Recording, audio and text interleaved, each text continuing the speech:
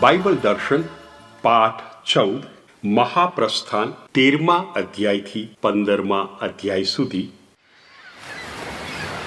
રાતા સમુદ્ર આગળ. સાલ હતી ઈસવીસન પૂર્વે 1250, જ્યારે ઇઝરાયેલીઓ ઇજિપ્ત દેશ છોડીને કનાન ભૂમિ તરફ નીકળે છે. આપણી પાસે કેટલાક આંકડાઓ છે. પહેલો આંકડો એ કેટલા લોકો હતા. મહાપ્રસ્થાન 12મો અધ્યાય અને એની 37મી કડી. પુરુષો લગભગ 6 લાખ હતા, સ્ત્રી બાળકો તો જુદા. તો છેલ્લા 400-450 વર્ષ આ ઇજિપ્ત દેશનો મુકામ પૂર્ણ થાય છે ત્યારે 6 લાખ પુરુષો. હવે આગળ વધે છે કનાન ભૂમિ તરફ જવા. તો કનાન ભૂમિ તરફ જવા એક જમીન માર્ગ છે જે પ્રમાણમાં ટૂંકો છે, અને છતાં એ ટૂંકો માર્ગ લેવામાં આવતો નથી. એનું આપણને એક કારણ પણ આપણી માહિતી માટે આપવામાં આવે છે. એ કારણ આપણને મળશે મહાપ્રસ્થાનનો ગ્રંથ 13મો અધ્યાય અને એની 17મી અને 18મી કડીમાં. રાજાએ અર્થાત રામસેસ બીજાએ એ લોકોને અર્થાત ઇઝરાયેલીઓને જવા દીધા ત્યારે ઈશ્વર તેમને પલિસ્તીઓના દેશમાં થઈને જતો રસ્તો ટૂંકો હોવા છતાં તે રસ્તે ના લઈ ગયો. પ્રભુ ટૂંકે રસ્તે ના લઈ ગયા. કેમ? પલિસ્તીઓના દેશમાં થઈને જવું પડે. પલિસ્તીઓ, જેને આજે આપણે પાલેસ્તાઈન કહીએ છીએ. હવે જો પલિસ્તીઓના દેશમાં થઈને જાય અને પલિસ્તીઓ સાથે યુદ્ધ થઈ જાય અને કદાચ ઇઝરાયેલીઓ હારી જાય તો સીધા પાછા આવી જાય ઇજિપ્તમાં. પ્રભુ વિચારશીલ છે, માટે ભલે ને લાંબો રસ્તો લઈએ. અને એટલે હવે લાંબો રસ્તો લે છે. એ રસ્તો થોડો અરણ્યમાં થઈને આગળ વધે છે, પણ રસ્તે રાતો સમુદ્ર આવવાનો છે. મોશે જાણે છે, હા, પણ ચિંતા નથી, કારણ કે એક વખત રાતા સમુદ્રએ પહોંચી ગયા પછી જોઈ લઈશું. એટલે હવે આ જે આખો ઇઝરાયેલી લોકોનો સમૂહ છે જઈ રહ્યો છે અને પહોંચે છે રાતા સમુદ્રને કિનારે. આ છે આપણું શીર્ષક, રાતા સમુદ્ર આગળ.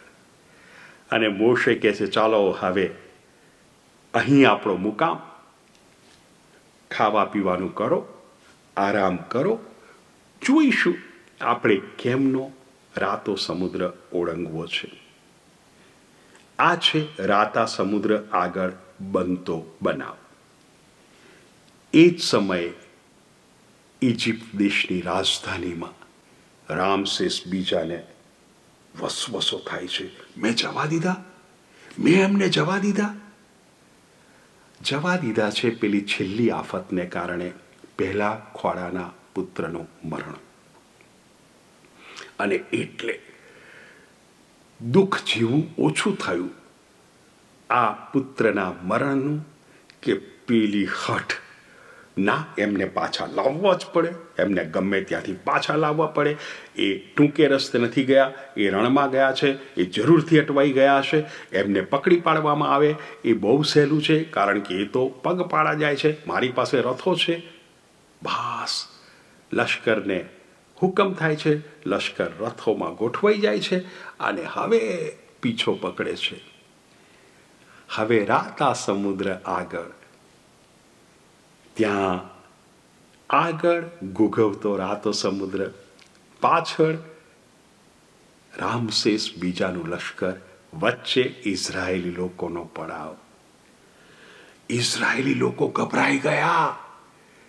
મોશે ઉપર ધિક્કાર અને ફિટકાર વરસાવવા લાગ્યા. તું લાવ્યો શા માટે અમને અહીં આગળ? અમારે અત્યારે પાછા જ જવાનું છે ને. તે શા માટે ત્યાં બધું કર્યું? હવે અમારે ખોટો ગુસ્સો એમનો સહન કરવો પડશે. બધું પાણીમાં જાય એવી સ્થિતિ સર્જાય છે. જો પ્રભુ અત્યારે હસ્તક્ષેપ ના કરે, જો પ્રભુ ઇતિહાસમાં ના પ્રવેશે, તો પ્રભુની યોજના ઊંધી વળી જવાની છે. લોકો શરણાગતિ સ્વીકારવા તૈયાર છે, લશ્કર સાથે પાછા ઇજિપ્ત જવા તૈયાર છે. અને ત્યાં મહાપ્રસ્થાન 14મો અધ્યાય વર્ણન કરે છે, રાતો સમુદ્ર 2 ભાગમાં વહેંચાય છે. આ વર્ણન વિશે થોડી વાત સમજી લઈએ. આપણો અનુભવ છે, ડાંગે માર્યા પાણી છૂટા ના પડે. આ આપણો અનુભવ છે. એટલે જો પાણી છૂટા ના પડે તો છૂટા પડેલા પાણી માટે આપણી પાસે શબ્દ હોય જ નહીં. પાણીથી પાણી છૂટા ના પડે, આપણી પાસે શબ્દ હોય જ નહીં, કારણ કે આપણો અનુભવ નથી. આપણે શબ્દ ભંડોળ ક્યારે ભેગું કરીએ? આપણા અનુભવો વધતા જાય ત્યારે. અત્યારે કમ્પ્યુટરને કારણે એટલું બધું શબ્દ ભંડોળ છે કે જે આજથી કમ્પ્યુટર આવ્યું હોય પહેલાં એમાંનો એકેય શબ્દ નહોતો. Email, surfing, upload, download, texting, બાપ રે બાપ, કેટલું બધું શબ્દ ભંડોળ છે. આ માહોલમાં શબ્દ ભંડોળ જ નથી અને એક અભૂતપૂર્વ બનાવનું વર્ણન કરવાનું છે. એ અભૂતપૂર્વ બનાવ છે રાતા સમુદ્રના 2 ભાગ. અનુભવ પણ શબ્દ ભંડોળ નથી. જે કંઈ શબ્દ ભંડોળ છે એનો ઉપયોગ કરીને વર્ણન કર્યું એ આપણો અધ્યાય 14 મહાપ્રસ્થાનનો ગ્રંથ. માટે અધ્યાય 15 1 થી 18 કડી વાંચવી જ પડશે. કેમ?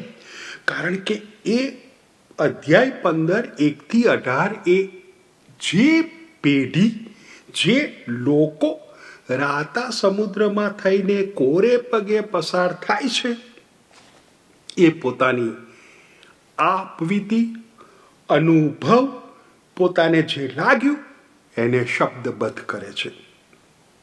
એમનો અનુભવ સમુદ્રમાં કોરે પગે, અમે આ પારથી પેલે પાર, ઇજિપ્તથી કનાન, અહીંથી તહીં પહોંચ્યા.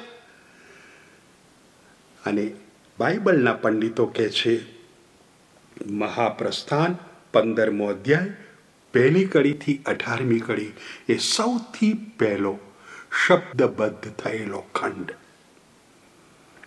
અને ત્યાં પોતાનો અનુભવ કહે છે.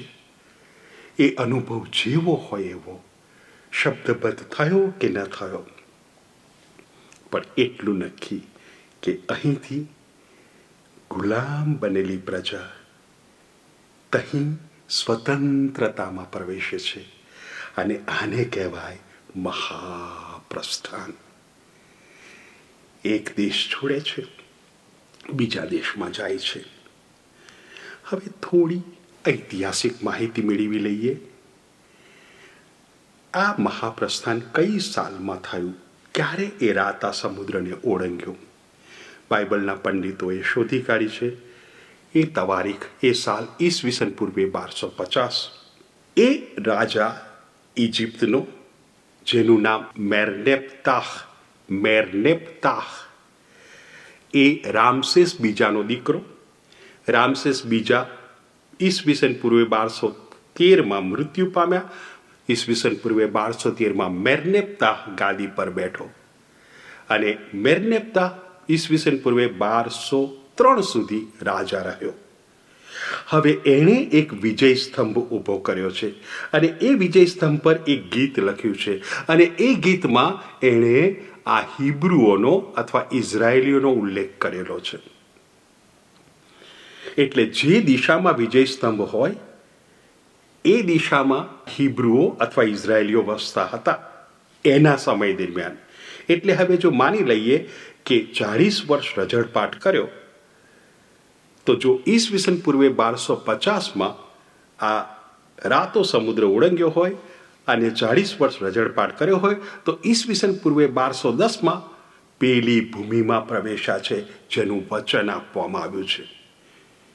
અને એ ભૂમિમાં પ્રવેશ્યા પછી ઠરીઠામ થયા અને આ મેર્નેપ્તા ઇજિપ્તનો રાજા હવે અહીં વિજય યાત્રાએ આવ્યો છે.